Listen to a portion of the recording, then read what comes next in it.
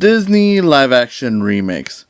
Everyone seems to hate them, everyone still seems to watch them. I personally think they're more disappointing than bad. I mean, let's face it, most Disney animated features are based on stories that have been told for centuries. So why should I be bothered by Disney taking another stab at it? Well, if you've seen the remakes, it quickly becomes clear why. They're less about providing a new spin on a classic story, more about cashing in on the success of the original Disney takes, and fixing stuff no one really ever cared about, except for the really nitpicky. So here comes Mulan, promising to be a different take on the legend, which sounds more like what I want from these movies. And yet, it's not a great example of what I want. I mean, it's certainly an example, but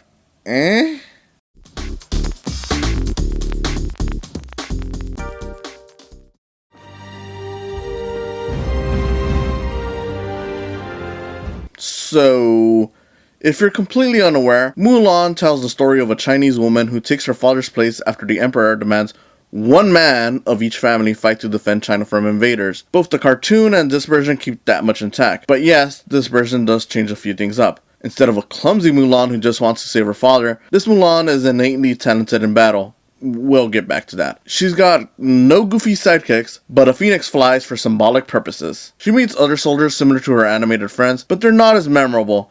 And instead of a general who's a love interest, we now have a general and a love interest. Neat, I suppose. Perhaps the biggest change is we now have a witch on the villain side. She had some neat ideas to the story, including being somewhat of a foil to Mulan, but the movie never seems to take full advantage of her. If you're bothered by spoilers, you might want to skip the rest of the video, but suffice to say, it's a fine movie. Not really great, I'm not too disappointed by it, but I'm a little disappointed considering what I expected, or I guess hoped for. And what I hoped for was this standing equal or superior to the animated movie. Instead, it's obviously lesser. Sure, the animated one has its flaws, but it felt more confident in what it was trying to be. I can't say the same for this movie, which makes it feel noticeably less entertaining. Oh wow. Still, fun to watch, so do that if you haven't. Thanks for watching. But Qi is for warriors, not daughters.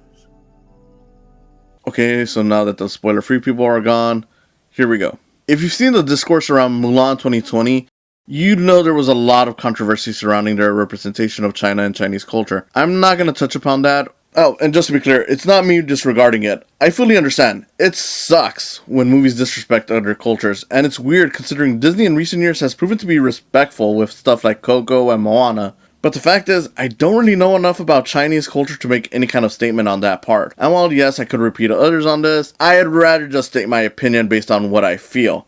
If you want the cultural talk, I suggest looking at the pros on this, which should be easy to find, honestly. I personally will be looking at said takes once I'm done with this video to avoid feeling influenced in any way. That being said, the Qi stuff was really ridiculous in the movie.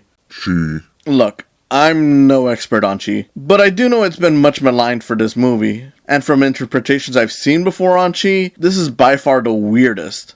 Essentially, Qi is a thing that all living creatures have. Even this movie explains that much. But then it also acts like women aren't supposed to use Qi, which makes no sense.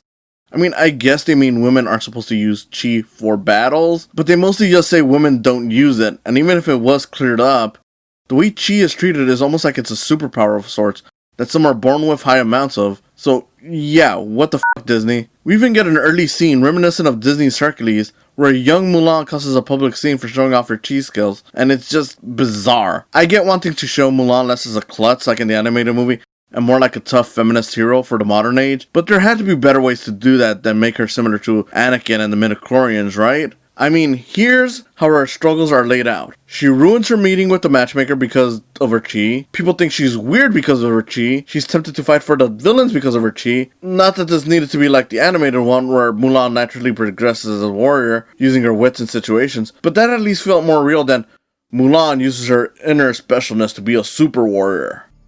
But Qi is for warriors, not daughters. That being said, with the use of Qi, I am somewhat at odds with others in terms of how the action scenes are presented. I've heard a lot of complaints lobbied at the action scenes, especially for the wire work, and while I can't say I hate it, I do kinda get where they're coming from. Some of this looks really silly for a high budget feature. I mean, people mock this, which I honestly enjoyed. Honestly, I laughed way more when Mulan rode into battle reborn.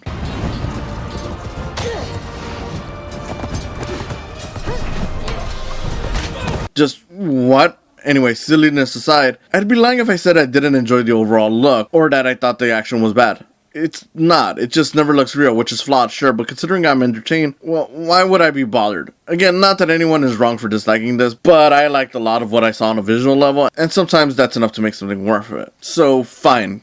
The action is neat. I like seeing huge diverse casts for big budget Hollywood movies, but what of the story? What do I think of that? It's fine. I mean, that's it. It's fine. It wasn't great. Overall, the stuff reminiscent of the cartoon, like the sidekicks, the matchmaker, all that, were weaker substitutes. And yet, I can't say I ever outright disliked any of it. But more importantly, I did like how they tried making parts of it feel like the legend being told. I liked how the movie tried to raise issues with Mulan's conscience regarding her lies. The witch character, while never given enough material, was a pretty neat addition. And having her try to conflict with Mulan on a personal level was a great idea. I just wish they further explored it. The connection between Mulan and her father was interesting, and the general in this take was also slightly more interesting as an idea. Sure, Shang in the animated one is the better character, but I do like that they try to make this sort of father-son dynamic with Mulan, though I just wish they did more of it.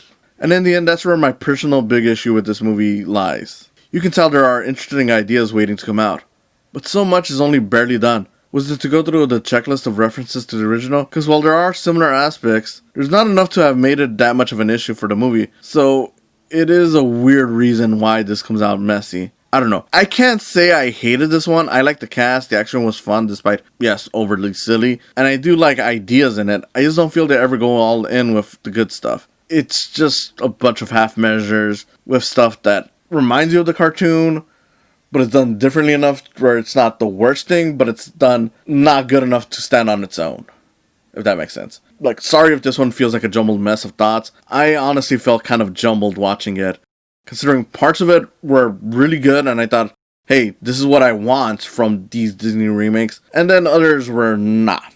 I can't highly recommend it, but I can't say it's worth a watch, especially while it's free on Disney+. Oh, and Mushu, I love you, but I'm glad you weren't here. See you next time.